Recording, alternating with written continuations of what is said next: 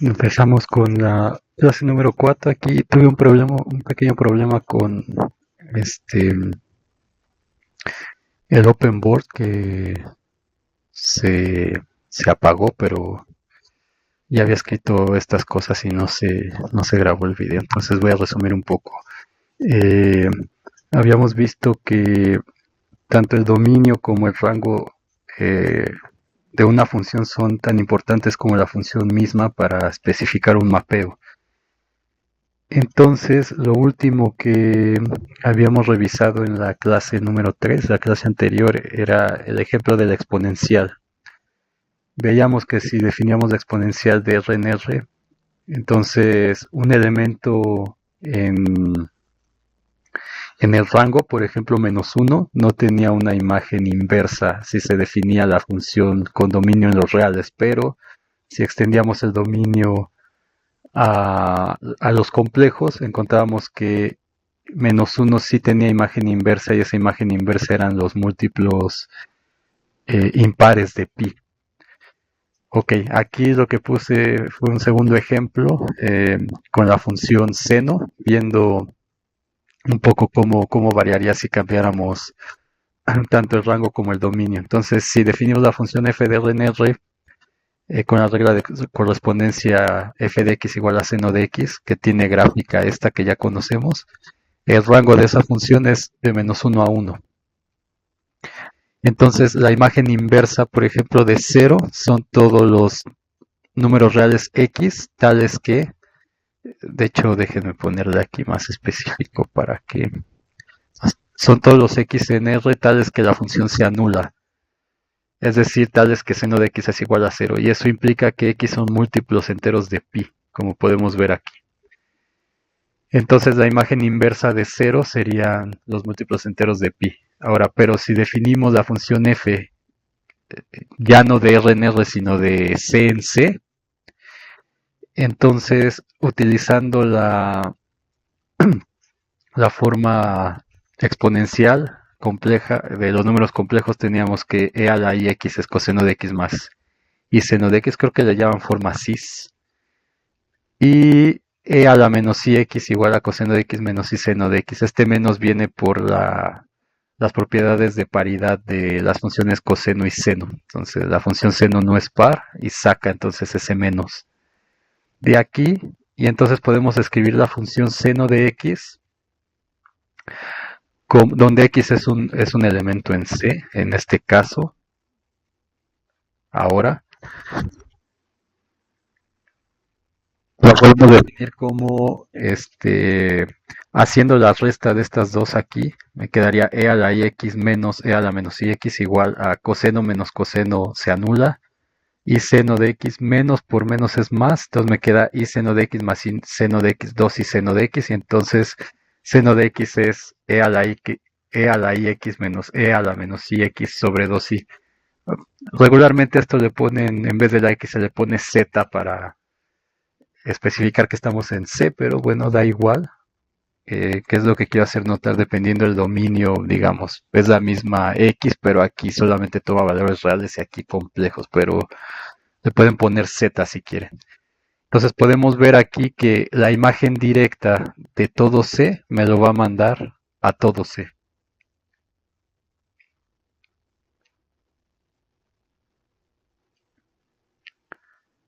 Cosa que no pasa aquí, ¿no? Por ejemplo, la imagen directa de todo R no me lo manda a todo R, me lo manda a -1 y 1, nada más. Entonces, eso va a ser muy importante cuando empecemos a ver cosas un poco más avanzadas en el curso.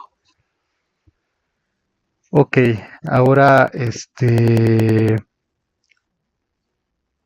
¿qué más quería ver?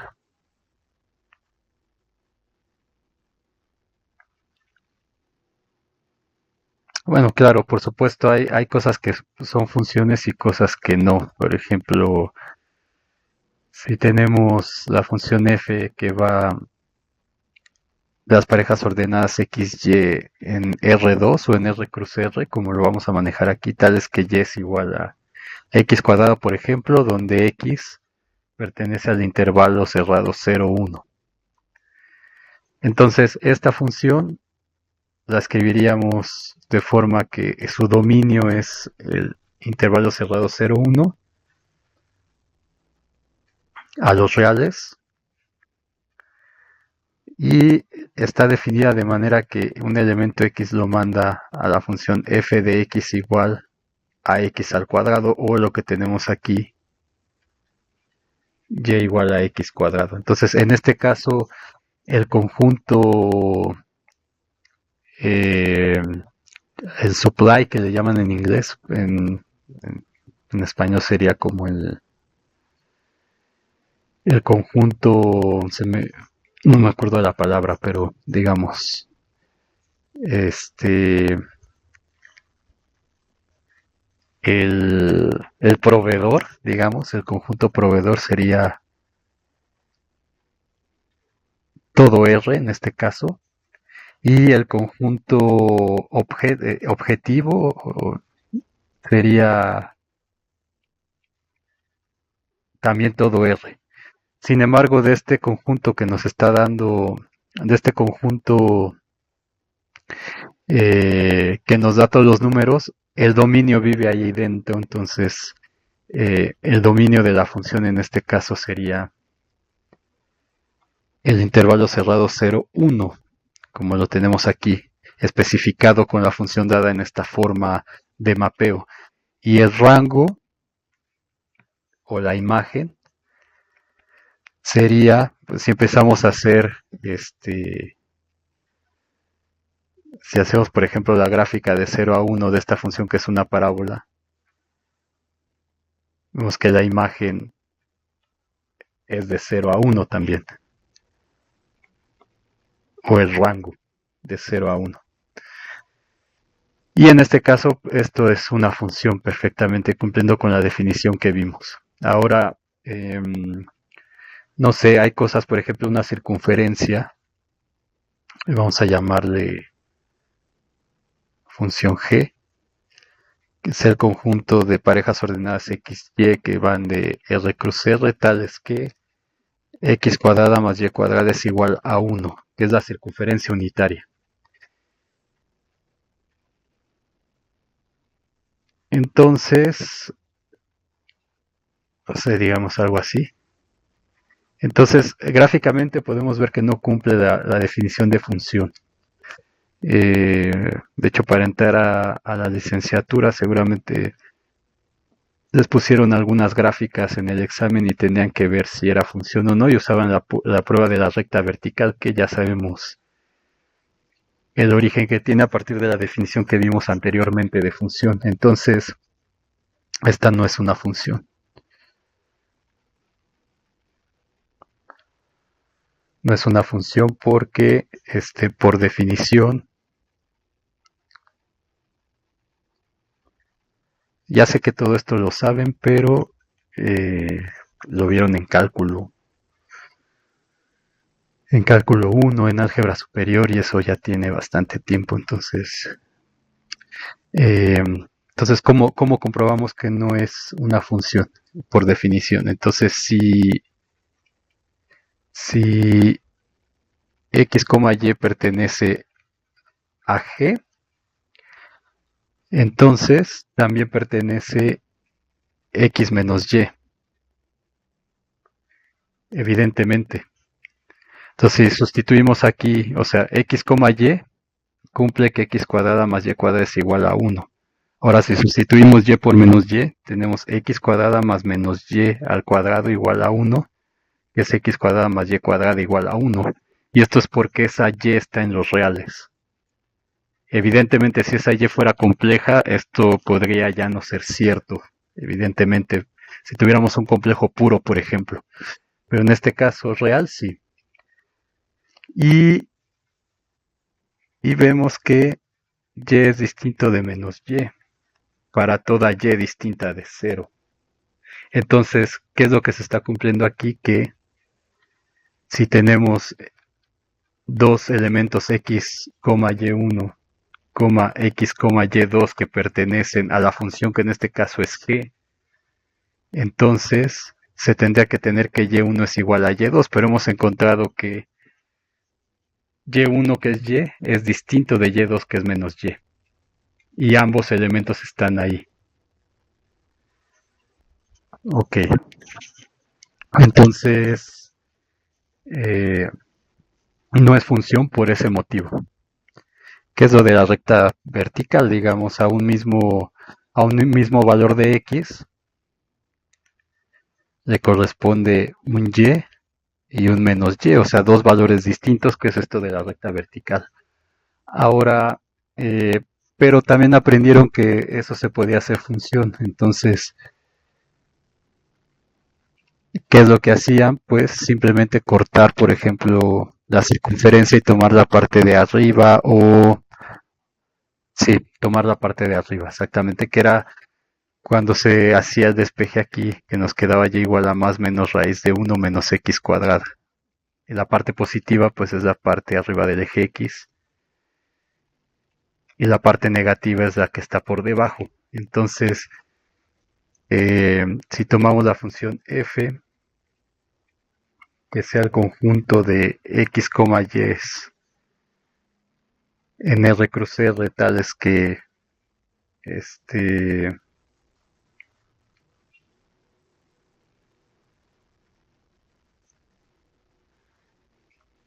bueno, primero iba a hacer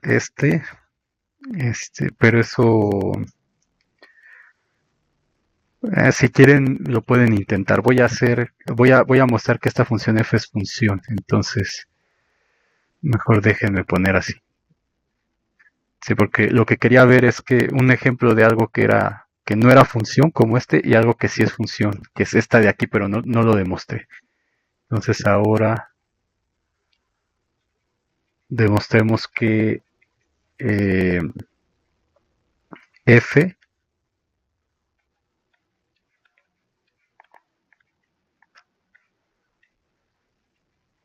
definida como arriba es función. Es una función. Entonces, ¿qué teníamos que ver eh, según la definición que dimos anteriormente? Bueno, número uno, tenemos que ver que ese f, o sea, aquí lo estoy dando como un mapeo, pero si lo vemos como el conjunto, es el conjunto de parejas ordenadas x, y en R cruz R, tales que este, y es igual a x cuadrada y x pertenece al intervalo 0, 1. Entonces, número uno, tenemos que ver que este conjunto, esta f como conjunto, es un subconjunto del producto cartesiano, en este caso de R cruz R.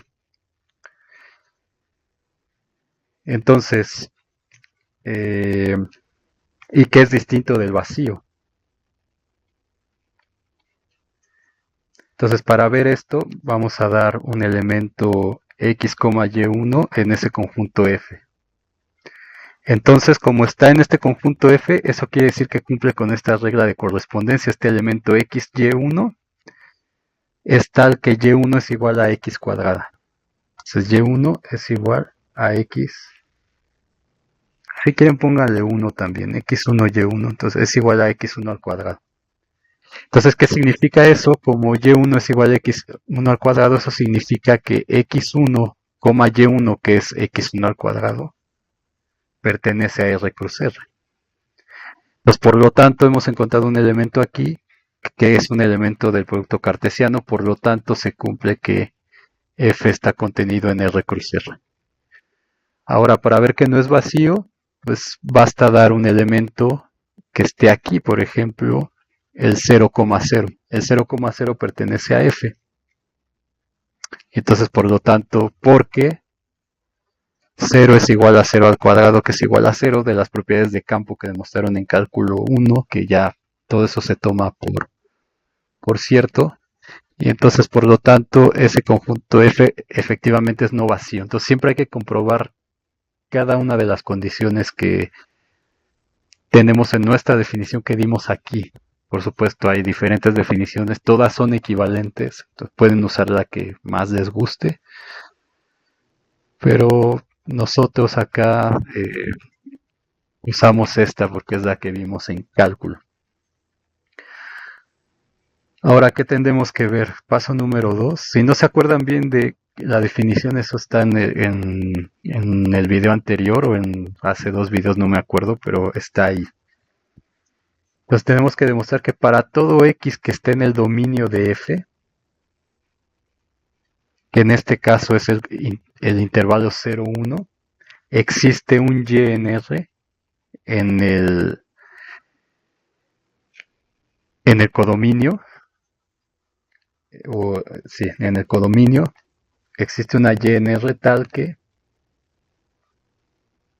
es decir, existe una y en R, pero como estamos tomando la función f, existe una y tal que es igual a x cuadrada. Vamos a escribirlo así. Una y en R tal que y es igual a x cuadrada porque estamos tomando este conjunto f específicamente. Pero, pues si x, y está en R cruz R y y es igual a x cuadrada, eso significa que x, x cuadrada pertenece a R cruz R, es decir, está en f. Está en f y por lo tanto la segunda condición se cumple.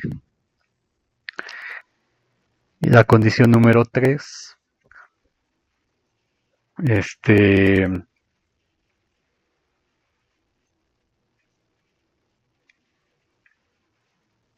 lo que estaba pensando es que sí lo vimos, si no se acuerdan de eso, revísenlo porque lo acabamos de ver.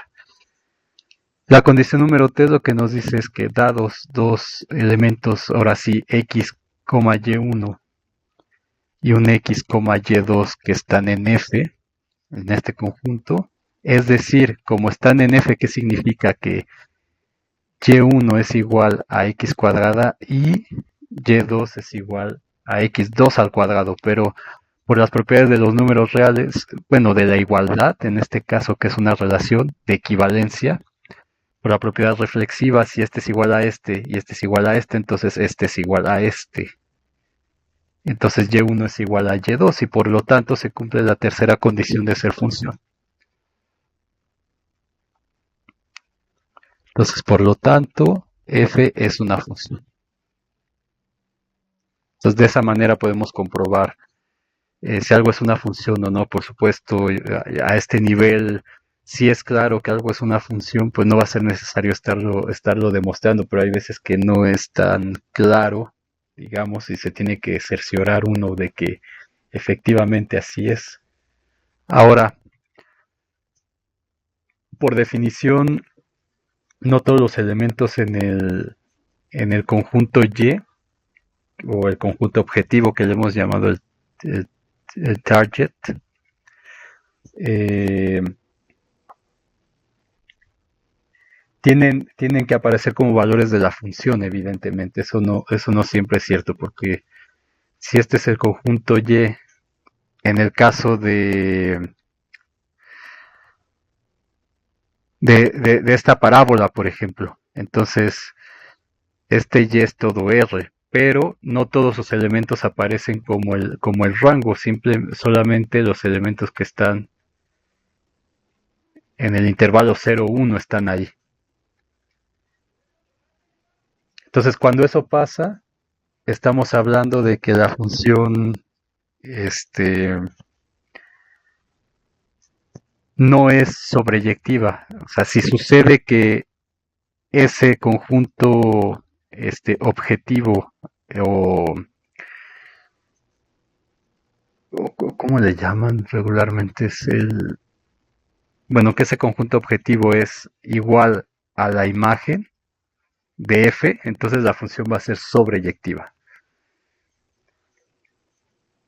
Y lo mismo si a cada elemento del dominio le corresponde un elemento en el codominio, entonces vamos a decir que la función es inyectiva, es decir, que no pase que este me lo mande a dos distintos, como sucede con la parábola, por ejemplo, que sí es una función, pero no es una función inyectiva porque este elemento en Y, por ejemplo el 1, proviene de dos elementos distintos acá.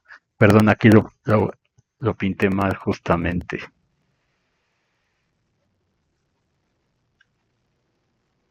Entonces eso no implica 2 van a dar al 1, si no, no sería función, perdón. Entonces, ¿qué es el 1 y el -1? Entonces, dos elementos del dominio van a dar a uno mismo de la imagen. Entonces, la función ya no es sobreyectiva.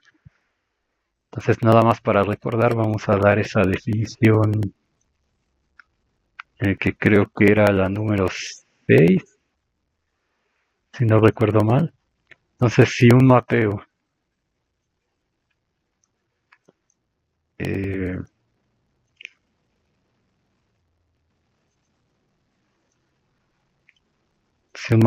¿cómo le ponemos? Vamos a ponerlo así. Mejor, si un mapeo satisface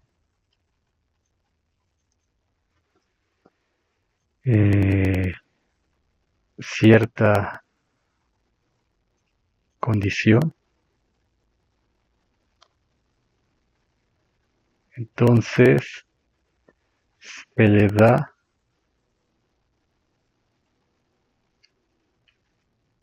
un nombre especial.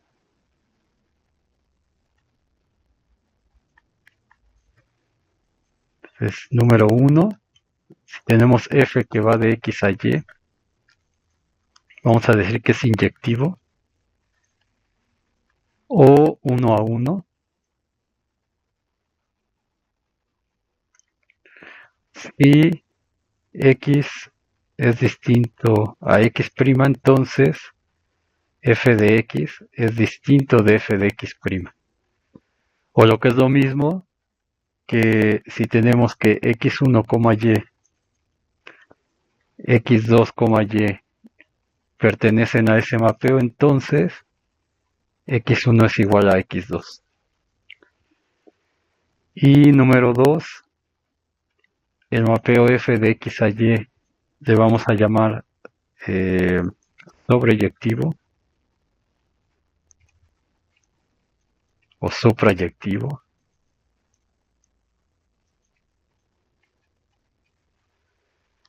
Si para cada elemento del codominio existe al menos un elemento del dominio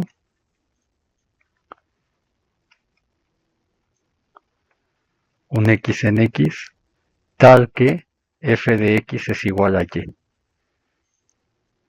Es decir, déjenme ponerlo acá.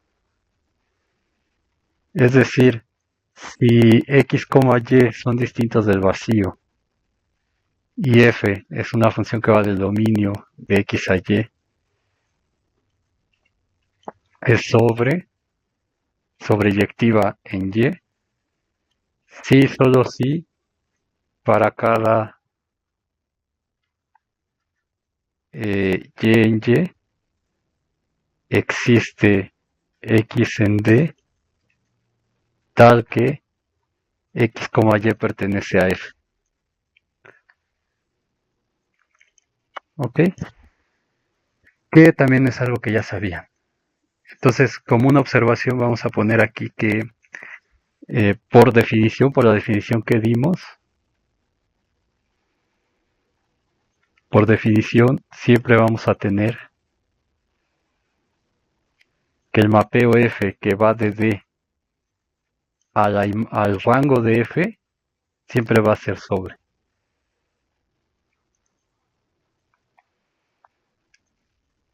Entonces, siempre que restringamos la función, o sea, eso, por ejemplo, van a haber cosas como estas. Una función f que va de D, por ejemplo, a R, y entonces la función restringida a la imagen, que es esa función justo que va de D al rango de f,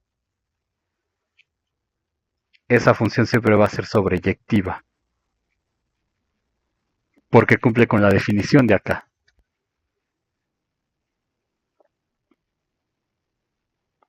Entonces, para cada elemento de aquí existe al menos uno acá, de la misma definición. Y ahora, como punto final, vamos a decir que el mapeo f de x en y va a ser biyectivo, si es inyectivo y sobreyectivo. Entonces decimos que la función es biyectiva.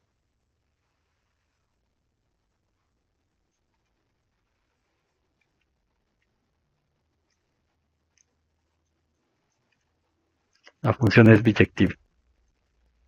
Ahora, eh, vamos a este primer, digamos, esta primera parte es para recordar varias cosas que a lo mejor no vieron en sus cursos anteriores, porque aunque parezca increíble y que sea la Facultad de Ciencias, hay gente que lleva cálculo como si estuviera no en la Facultad de Ciencias, sino en la Facultad de Ingeniería o de Química, no por menospreciar a los demás, pero digamos es una forma distinta y son distintas cosas las que se requieren para hacer las cosas. Entonces no debería ser así, pero pasa. Y entonces puede ser que no hayan visto estas definiciones de esa manera. Y mucho menos otras cosas que vamos a ver quizá la siguiente clase, que es muy importante relativo a las clases de equivalencia, por ejemplo, y a la parte geométrica de eso. Entonces, una cosa más que no sé si todos hayan visto, probablemente no todos, es que sí me han hecho saber que no vieron eso cuando pregunté, la definición de grupo. Entonces, grupo va a ser una estructura muy importante porque eh, conforme se vaya avanzando vamos a ver los grupos de Lie. Entonces, ¿qué va a ser un grupo de Lie? Un grupo de Lie va a ser una variedad diferenciable que tiene una estructura de grupo, pero tenemos que saber al menos qué es un grupo. Entonces, hay muchas estructuras matemáticas, el monoide, este, los anillos, los campos, que son los que estudiaron en cálculo y en cálculo, justamente el campo de los números reales, etcétera. Y bueno, todas son de utilidad, pero en particular el concepto de grupo, que es el que vamos a estar utilizando mucho, vamos a dar la definición acá. Entonces, un grupo va a ser un conjunto que vamos a llamar G por obvias razones, junto con una operación binaria.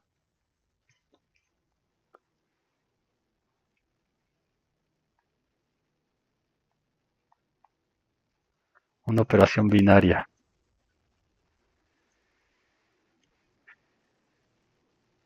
en G, definida en G, que se denota como,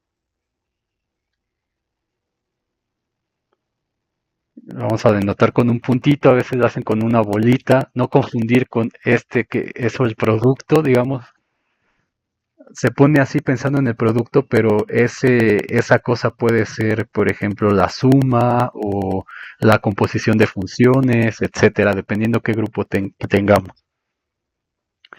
Entonces, ese producto lo vamos a denotar con el puntito pensando en el producto de toda la vida entre números. Y ese producto va a ser una función que va a ir de G cruz G, o sea, va a tomar dos elementos del grupo y me va a dar un elemento en el grupo. ¿Qué significa eso? Que este que dado un G1 y un G2, por ejemplo, esta operación me los va a mandar a puntito de G1, G2, y esa operación la vamos a definir como G1.G2, y este G1.G2 va a ser un G3, o tiene que ser un G3 que esté en G para que esta operación esté bien definida en G. Entonces muchas veces van a ver que en varios libros ponen la definición. Un grupo es un conjunto junto con una operación tal que cumple que número uno es cerrada. Y a esto que está aquí, a esto que pusimos aquí, le llaman que sea cerrada. Es decir, dados dos elementos en el conjunto G, el producto de esos dos elementos me tiene que dar un elemento en el conjunto G. Entonces se acordarán del Z1, por ejemplo. El Z1 que son los elementos 0, 1. Entonces, con la operación suma, por ejemplo, para que esta cosa formara un grupo, lo vieron en álgebra superior, hacían la tabla de suma. Entonces decían 0 más 0 pues es 0, 0 más 1 es 1, 1 más 0 es 1, y luego venía este problema que 1 más 1 es 2. Y entonces, pero 2 no está en Z1. Entonces eso hace que esta operación suma no sea una operación binaria o no sea una operación bien definida en el conjunto Z1. Y entonces uno escogía 1 más 1 igual a 0, justamente para cumplir con las propiedades de campo y de orden. Que esto debieron verlo en cálculo 1 y en álgebra superior, pero es un ejemplo de esta cosa de aquí. Entonces, si yo pusiera que esto es igual a 2 acá, entonces este 2 no pertenece a Z1. Entonces el producto 1 por 1 no pertenece a Z1. Entonces esta operación, perdón, más en este caso es la operación binaria más, 1 más 1 no está en Z1, que es 2. Entonces en este caso esta operación no está bien definida y o se dice que es una operación que no es cerrada, porque me da elementos que no están aquí. Bueno, tratando de explicar esto por si alguien todavía no lo tiene claro a esta altura, pues no está por demás. Entonces, déjenme borrar, mejor así, así. Entonces, esta operación binaria, tal que no puede ser cualquier operación binaria, tiene que cumplir lo siguiente.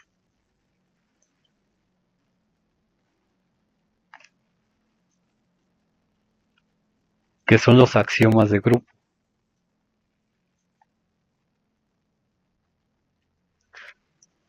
Entonces, más o menos van a ir viendo que a lo mejor dicen todo esto es aburrido, ya me lo sé, pero es importante tenerlo claro. Número 1, tiene que ser asociativo. Asociatividad, es decir, que para todo A, bueno, aquí vamos a como le llamé G, vamos a decir para todo G1, G2, G3 que pertenece a G, se tiene que cumplir que G1 producto G2 producto G3 es igual a G1 producto G2 producto G3. Número 2, que existe el elemento identidad.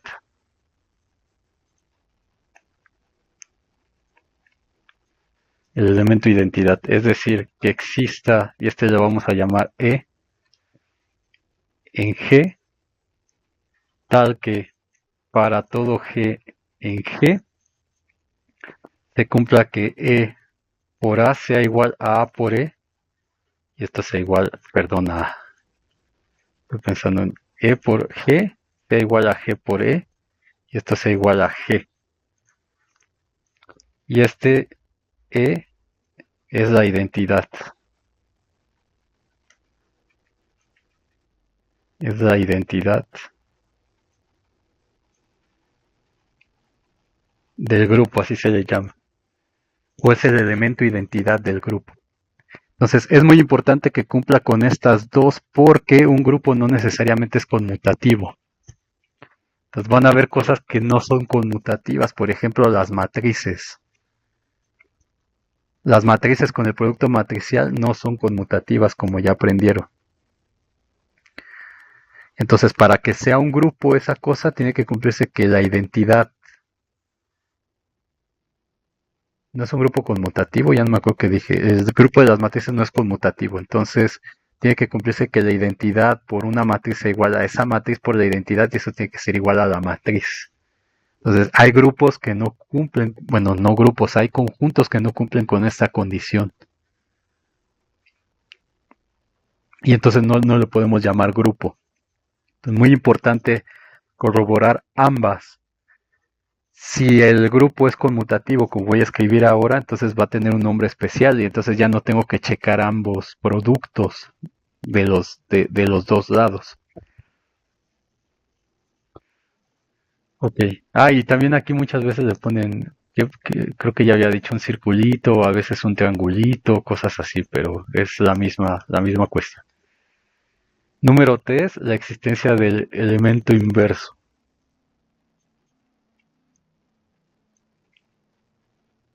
Elemento inverso. Entonces, ¿qué significa todo eso? Que para todo G en el grupo existe un elemento que le vamos a llamar G a la menos 1 en el grupo, que puede ser en principio es otro, pero le denotamos G a la menos 1. O sea, le puedo llamar H, pero ese H se denota como G a la menos 1, por todo lo que ya sabemos de los números reales. Entonces, tal que G por G a la menos 1 sea igual a G a la menos 1 por G y esto sea igual a la identidad.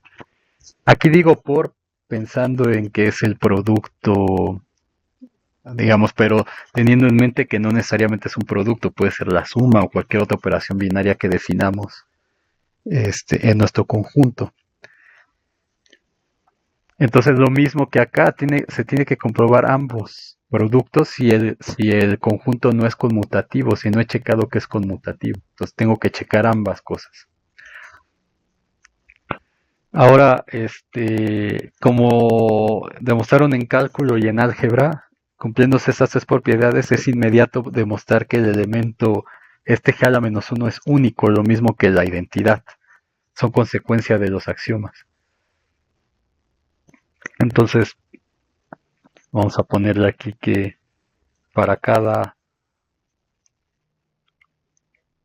G en G a la menos 1 en G es único. Al igual que E. Y esto se demuestra de los axiomas.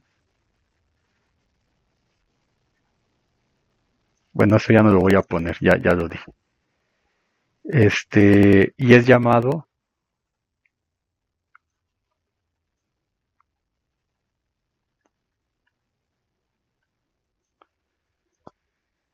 el inverso, vamos a ponerlo así, en E,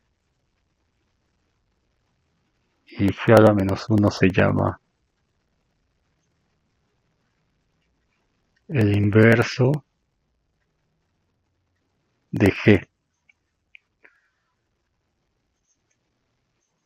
Ok, entonces, ¿cómo se denota el grupo?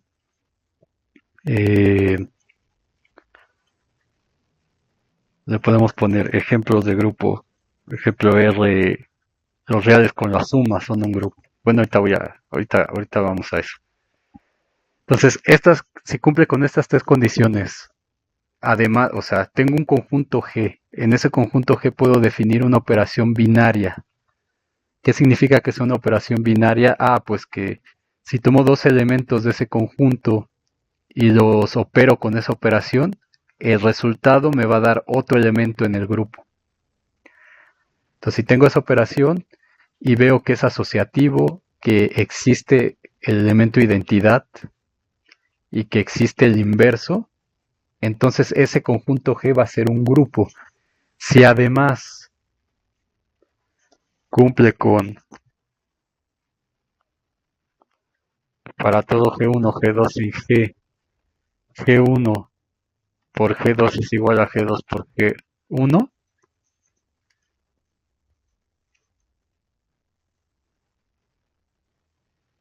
entonces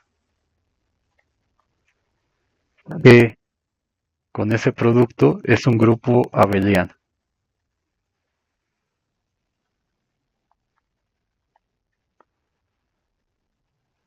O conmutativo. Entonces, si es conmutativo, ya no necesito checar estas dos cosas de aquí, pero si no es conmutativo, necesito checar ambas.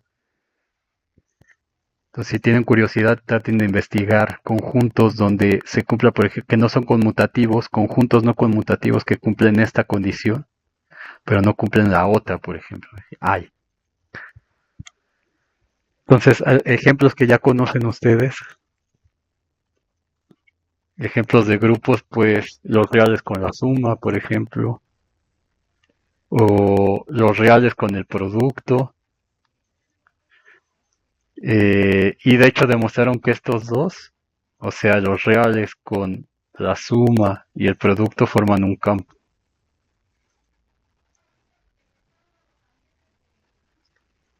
Entonces, ¿qué es un campo? Es un conjunto que es un grupo abeliano con la suma, es un grupo abeliano con el producto y además cumple la propiedad que mezcla estos dos, que es la distributiva.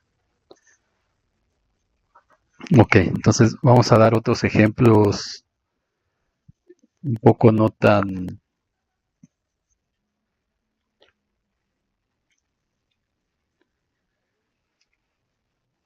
obvios, pero que ya conoce. Entonces, ejemplo, pues vamos a dar sea M, que pertenece al grupo general lineal de n dimensiones. Entonces voy a definir mejor qué es el grupo general lineal. Vamos a poner aquí el grupo general lineal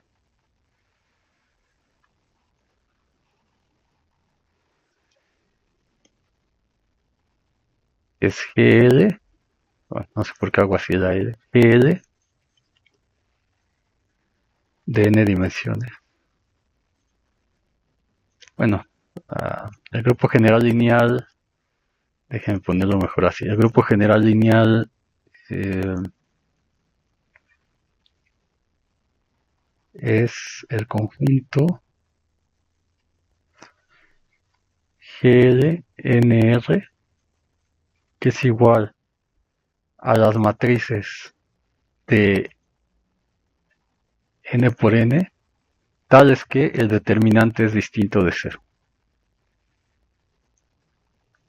Entonces, ¿qué es el grupo general lineal? Pues son todas las matrices de n por n, que es lo que está aquí. Este m de n por n es el conjunto de matrices.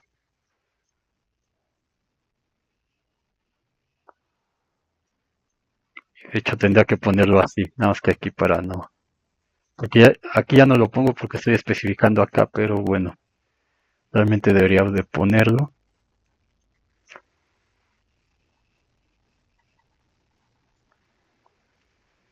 Entonces, M cruz n es el conjunto de matrices de n por n. Entonces, aquí ya le estoy llamando grupo, pero digamos en principio tendría que definir esto como un conjunto y tendría que demostrar las propiedades que vimos aquí. Entonces es lo que vamos a hacer, pero ya sabemos que es un grupo, es el grupo general lineal. Vamos a ver otros que ya vieron en geometría analítica, como es el grupo ortogonal, el grupo especial ortogonal, etcétera, etcétera, que tienen aplicaciones en la física de partículas, en todo eso que donde tiene sus aplicaciones la topología diferencial. Entonces, número uno, ¿qué tenemos que hacer? Pues definir la operación binaria. Entonces, la operación binaria va a ser el producto matricial. Entonces, ¿qué vamos a tener? Pues vamos a tener que ese producto va a ser GL cruz GL a GL. Es decir, vamos a tomar una matriz A con determinante distinto de 0, o sea, A que pertenezca a GL. ¿Qué significa que A está en GL? Pues que A es una matriz de n por n cuyo determinante es distinto de 0. Entonces, eso significa que A está en GL y B también en GL. Y eso me tiene que dar el producto AB, y esto lo denotamos como A por B o simplemente AB, que es el producto matricial.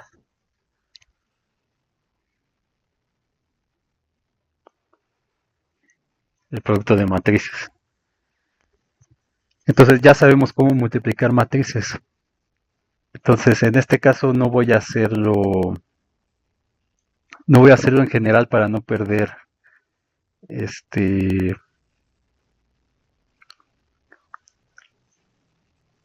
para no hacer tanta cosa, ¿no? Vamos a hacerlo, digamos, para n igual a 2. para n igual a 2 y pueden hacer una inducción, de hecho, para hacerlo en general o hacerlo directamente en general, no importa. Entonces, sea A y B que pertenecen a GL, dadas como A igual a A11, A12, A21, A22 y B que sea B11, B12, B21, B22. Y son tales que el determinante de A es distinto de 0 y el determinante de B es distinto de 0 porque están en GL, en ese conjunto. Entonces, A por B sería lo primero que hay que ver es que está bien definida esta función. Entonces, A por B, que de hecho les digo, se puede ver en general, pero quiero hacer así para hacerlo como más entendible que si lo hacemos en general, pero en general es lo mismo. Ni siquiera inducción se tiene que hacer, o sea, se ponen las matrices largas y ya está. Entonces, el producto matricial se define con el producto interno, como aprendieron en álgebra lineal. Entonces me queda A11, este renglón por esta columna. Entonces A11 por B11 más A12 por B21. Y luego este por este me queda A11 por B12 más A12 por B22. Y luego este con este. Vamos a dejar uno indicado aquí. Luego este por este. Me va a quedar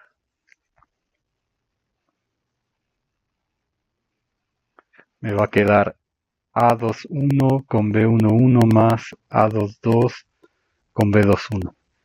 Y luego este con este me va a quedar A21 B12 más A22 B22.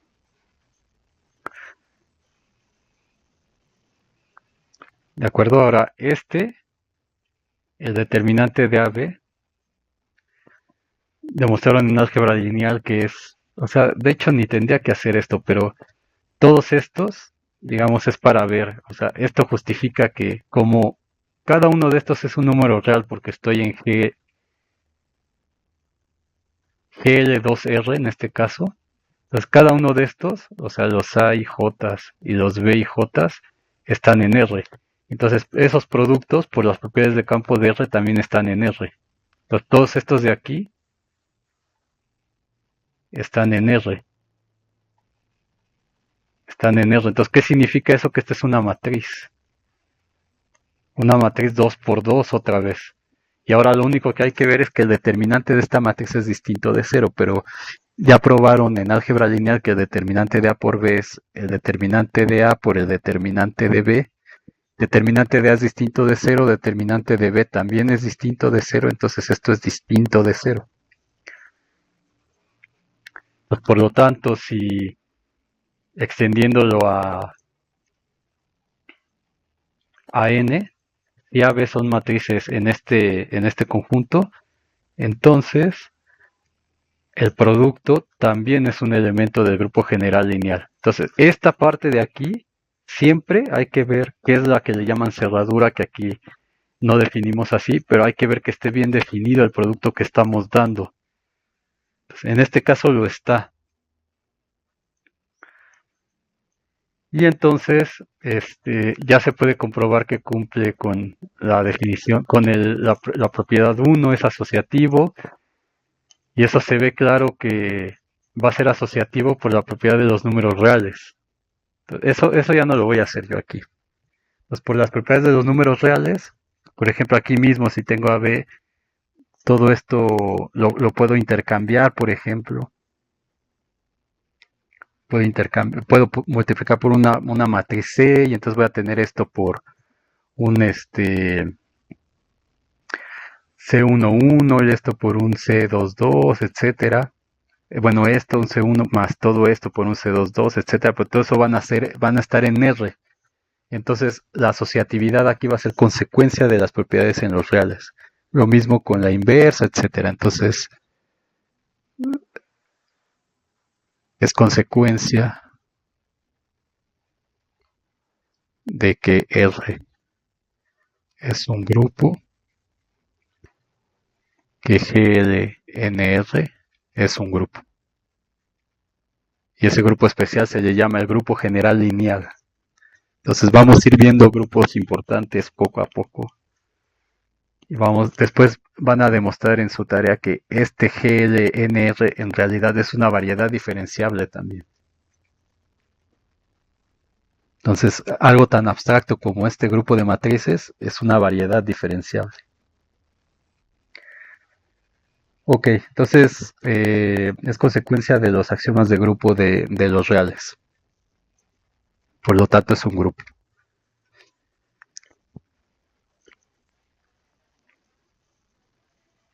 Ok, entonces,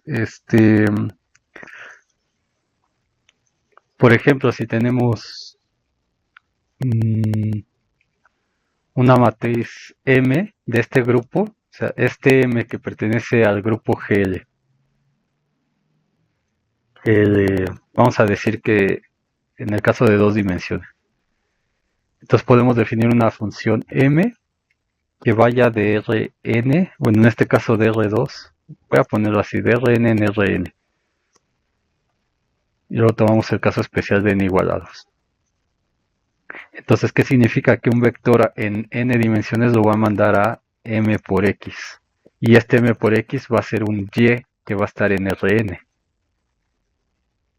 Bien, entonces, si n es igual a 2, por ejemplo, y tenemos x igual a x1, x2, entonces mx, que va a ser, o m evaluado en x, de hecho, visto como función sería m evaluado en x, y esto lo definimos como m por x, y esto me tiene que dar un y que esté en Rn. Entonces, esta función la vamos a definir como m por x, y esto va a ser a11, a12, a21, a22 por x1, x2. Y esto que me da, pues, este por este, propiedades del producto interno, perdón, de la multiplicación de matrices, que es un producto interno de renglones con columnas, me queda esta cosa de aquí. Entonces, como cada uno de estos son números reales, o sea, los a y j están en R y los x y también, entonces el producto a y j por x y también está en R. Esto de acá. Entonces, esta cosita de aquí es un vector en R2 también.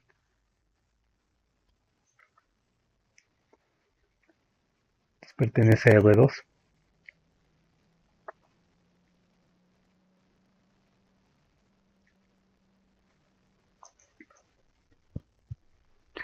Y entonces esta función es biyectiva.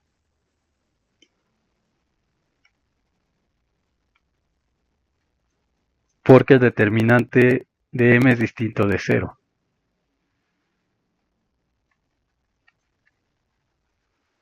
Entonces, cada elemento aquí va a dar a uno y un solo elemento acá. Y la imagen de esta función es justamente todo R2. Entonces, es un ejemplo de una función no tradicional, es lo que quiero que vean. Son cosas que vamos a estar usando después. Pero no es una función tradicional de f de x igual a tal, sino que aquí tenemos ya, con este elemento del grupo matricial, podemos construir funciones. En este caso de Rn en Rn, dada por estas identificaciones. Ahora, ¿qué pasa si el determinante es igual a 0, por ejemplo? Si el determinante de m fuera igual a 0. Pues entonces pueden comprobar, jugando con algún eje, yo siempre les recomiendo hacer, si no ven estas cosas directamente, hacer un ejemplo particular, o sea, tomar una matriz M que tenga determinante 0 y justamente probar que esa función dada así como está aquí, no es ni inyectiva ni sobreyectiva.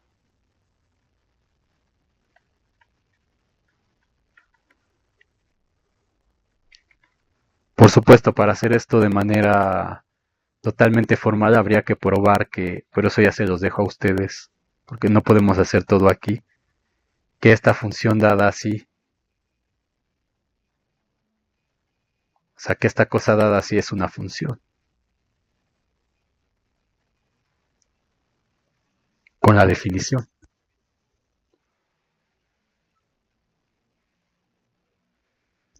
Muy bien, entonces, ¿qué quedan? 5 minutos, ¿qué más podemos ver aquí?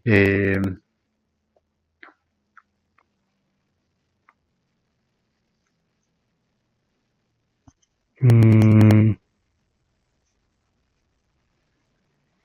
bueno, tenemos las funciones constantes. Entonces, por ejemplo, una función constante que vaya de x a y, la podemos definir como c de x igual a una constante, o sea que al x me la asocie la constante y0, constante. Entonces, ¿qué es un elemento fijo?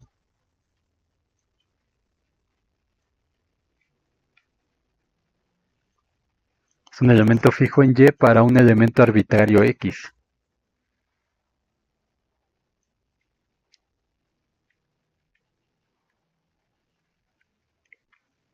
Entonces, podemos tomar esto para ver que dado un mapeo f de x a y,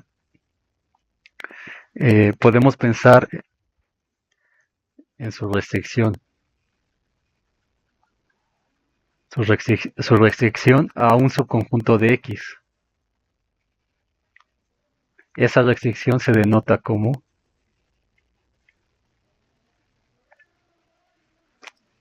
f restringido al conjunto A.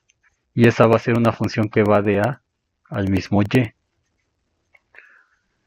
Entonces, yo tengo una función f que va de x a y, donde este x es, digamos, pueden pensar que es su dominio. Entonces, cada elemento de aquí va a ir a uno de acá. No necesariamente la función es sobreyectiva, que sería el rango de f. Pero entonces podemos definir de este su conjunto, de este x, podemos tomar este subconjunto en verde A y restringir la función solamente a estos elementos, y esto me lo va a mandar.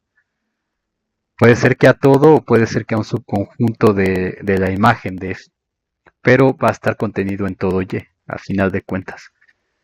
Entonces a esto se le llama la restricción de F en A. Y ahora la otra cosa que podemos hacer es componer funciones. Entonces vamos a definir definición 8 de dados los mapeos f de x a y g de y a z, la composición o el mapeo composición.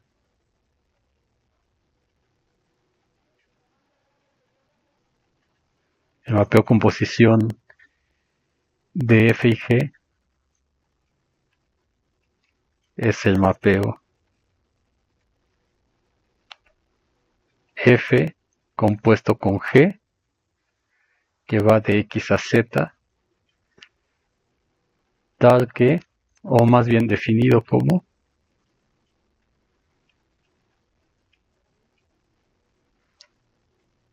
f compuesto con g evaluado en x va a ser g compuesto con f de x, donde el dominio de g tiene que ser igual al rango de f para que esta composición tenga sentido. Y decimos que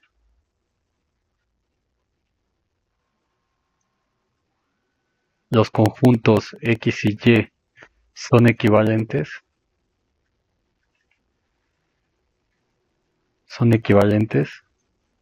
O también decimos que están en correspondencia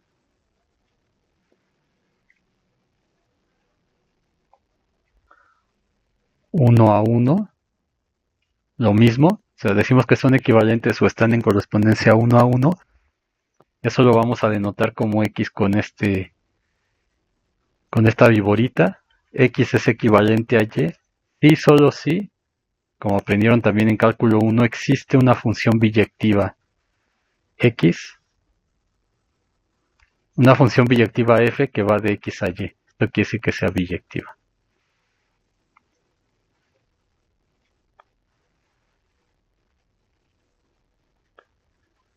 Que es como, este, bueno, hasta aquí ya se acabó el tiempo, pero es como lo que aprendieron en numerabilidad, cuando ven los conjuntos infinitos y todo ese tipo de cuestiones. Entonces, ¿cuántos elementos tiene un conjunto? Que los naturales tienen la misma cardinalidad de los enteros, por ejemplo. Entonces hay que encontrar, para ver que los enteros tienen la misma cardinalidad que los naturales, por ejemplo, hay que encontrar una función biyectiva de los enteros con los naturales y eso se define así. Entonces decimos que son equivalentes, conjuntos equivalentes. Bueno, aquí terminamos y la siguiente vez seguimos con algunos teoremas importantes de funciones todavía y empezaremos con la parte de relaciones de equivalencia.